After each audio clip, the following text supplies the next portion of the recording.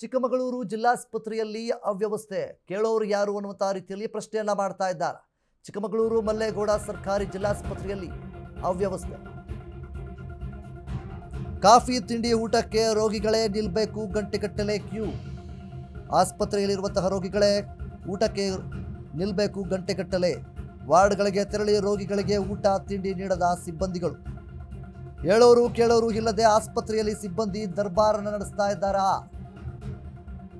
ವಾರ್ಡ್ಗಳಿಗೆ ತೆರಳದೆ ಒಂದೇ ಸ್ಥಳದಲ್ಲಿ ಊಟ ಮತ್ತು ಕಾಫಿಯನ್ನು ವಿತರಣೆ ಮಾಡ್ತಾ ಇದ್ದಾರೆ. ಊಟ ತರೋದಕ್ಕೆ ಗ್ಲೂಕೋಸ್ ಡ್ರಿಪ್ಸ್ ತೆಗೆದು ಕ್ಯೂ ನಿಲ್ಲುವಂತಹ ಪರಿಸ್ಥಿತಿ ರೋಗಿಗಳಿಗೆ ಎದುರಾಗಿರುವಂಥದ್ದು. ಸುಮಾರು 400 ಬೆಡ್ ಇರೋ ಜಿಲ್ಲಾಸ್ಪತ್ರೆಯಲ್ಲಿ ರೋಗಿಗಳು ಹೈರಾಣಾಗಿದ್ದಾರೆ. ಈ ರೀತಿಯಾದಂತಹ ಸ್ಥಿತಿ ನಿರ್ಮಾಣವಾಗಿದೆ. ಸದ್ಯ ಆಸ್ಪತ್ರೆಯ ಅವ್ಯವಸ್ಥೆಯ ವಿಡಿಯೋ ಜಾಲತಾಣದಲ್ಲಿ ಸಾಕಷ್ಟು ವೈರಲ್ ಆಗ್ತಾ ಇದೆ. ಚಿಕ್ಕಮಗಳೂರು ಜಿಲ್ಲಾಸ್ಪತ್ರೆಯ ಅವ್ಯವಸ್ಥೆ ಇದು. ಯಾರು ಇಲ್ಲಿ ಹೇಳೋರು ಕೇಳೋರು ಯಾರೂ ಇಲ್ವಾ ಅನ್ನುವಂಥ ನಿಟ್ಟಿನಲ್ಲಿ ಸಾರ್ವಜನಿಕರು ಪ್ರಶ್ನೆಯನ್ನ ಮಾಡ್ತಾ ಇದ್ದಾರೆ. ಚಿಕ್ಕಮಗಳೂರು ಮಲ್ಲೇಗೌಡ ಸರ್ಕಾರಿ ಆಸ್ಪತ್ರೆಯಲ್ಲಿ ಇದೆಂಥ ಅವ್ಯವಸ್ಥೆ? ಕಾಫಿ ಆಗಿರಲಿ ತಿಂಡಿ ಆಗಿರಲಿ ಊಟಕ್ಕೆ ರೋಗಿಗಳೇ ಸ್ವತಃ ಎದ್ದೋಗಿ ಗಂಟೆಗಟ್ಟಲೆ ಕ್ಯೂ ಅಲ್ಲಿ ನಿಲ್ಕೋಬೇಕು. ಈ ರೀತಿಯಾದಂತಹ ಸ್ಥಿತಿ ನಿರ್ಮಾಣವಾಗಿದೆ ಅನ್ನುವಂಥ ನಿಟ್ಟಿನಲ್ಲಿ ಸಾರ್ವಜನಿಕರು ಆಕ್ರೋಶವನ್ನು ಕೂಡ ವ್ಯಕ್ತಪಡಿಸ್ತಾ ಇದ್ದಾರೆ. ಯಾಕೆಂತಾರೆ ಕಾಮನ್ ಆಗಿ ಚಿಕ್ಕ ಪುಟ್ಟ ಇದ್ರೆ ಏನು ಅನ್ಸಲ್ಲ.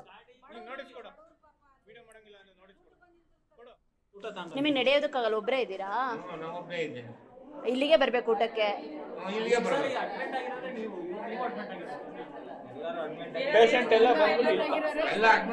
ಒಂದು 10 ನಿಮಿಷ ಲೇಟ್ ಆದ್ರೂ ಊಟ ಸಿಗಲ್ಲ ನಿಮಗೆ?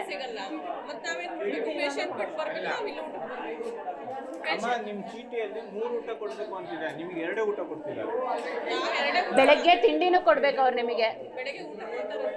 ಅಣ್ಣ ಒಂದ್ ನಿಮಿಷ, ಗಾಡಿ ರೆಡಿ ಇಲ್ಲ ಅಂದ್ರಲ್ವಾ? ಸ್ಟಾರ್ಟಿಂಗ್ ಇಲ್ಲ ಪರವಾಗಿಲ್ಲ. ಯಾರು ಹೇಳಿರೋದು?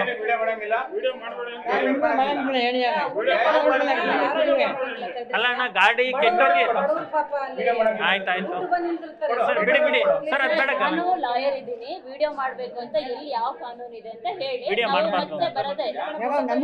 ಮೊನ್ನೆ ಮೊಟ್ಟೆ ವಿಚಾರದಲ್ಲ, ಸಾರಿ ಬಾಳೆಹಣ್ಣು ವಿಚಾರದಲ್ಲಿ ಏನಾಗಿದೆ ಹೇಳಿ.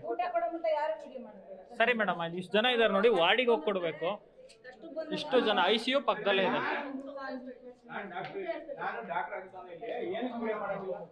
ಸರ್ ಅಣ್ಣ ಕೊಡಿ, ಅಣ್ಣ ನೀವು ಕೊಡಿ. ಅವರೊಬ್ರು ನೋಡಿ ಪೇಷಂಟ್ ಇದ್ದಾರೆ, ಅವ್ರಿಗೆ ಅಲ್ಲಿಂದ ಬರೋದಕ್ಕಾಗಲ್ಲ. ರೂಲ್ಸ್ ಪ್ರಕಾರ ನೀವು ವಾರ್ಡಿಗೆ ಹೋಗ್ಬೇಕು. ಅವ್ರ ಮನೆ ಕಡೆಯಿಂದ ಯಾರು ಇಲ್ಲ ಸರ್, ಗಾಡಿ ನಿಲ್ಸ್ತಾರೆ. ಎಷ್ಟೋ ಜನಕ್ಕೆ ಗೊತ್ತಾಗಲ್ಲ. ನೀವು ಎಷ್ಟು ಗಂಟೆಗೆ ಊಟ ಬರುತ್ತೆ ಅಂದ್ರೆ ಎಕ್ಸಾಕ್ಟ್ ಟೈಮಿಂಗ್ಸ್ ಇಲ್ಲ. ಎಷ್ಟು 3 ಗಂಟೆ 10 ನಿಮಿಷ 4 ಗಂಟೆ ಲೇಟ್ ಆದ್ರೆ ಊಟ ಸಿಗಲ್ಲ. ಅಲ್ಲ ನೀವು ಬೆಡ್ ಅಲ್ಲೇ ಇರೋದು ತಾನೆ, ನೀವೇನಕ್ಕೆ ಇಲ್ಲಿ ಬಂದು ಕೂತಿದ್ದೀರಾ? ಈಗ ಮೇಡಮ್ ಸರ್ಕಾರ ಹಣ ಕೊಡ್ತಿರೋದು,